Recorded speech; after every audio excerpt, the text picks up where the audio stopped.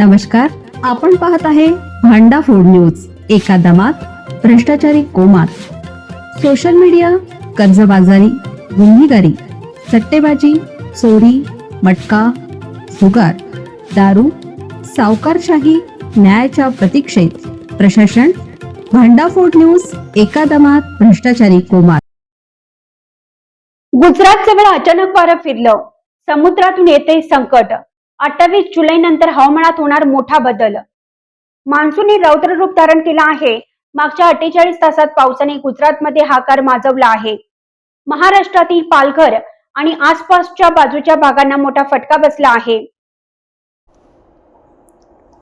गुजरात जवळ cyclonic circulation अजूनही कायम आहे.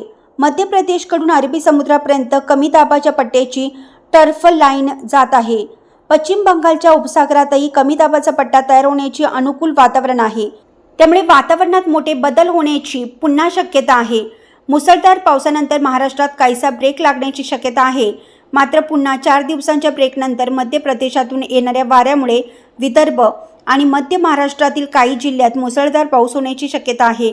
या जिल्ह्यांमध्ये पुढच्या आठवड्यासाठी येलो अलर्ट देण्यात आला आहे. मात्र सलग मुसळधार पाऊस राहण्याची शक्यता कमी आहे. पाऊस थांबून पडण्याची शक्यता आहे. जुलै अखेरीस विदर्भ आणि मराठवाड्यात पावसाचा अंदाज कमी आहे. त्यानंतर मोठा ब्रेक लागण्याची शक्यता आहे.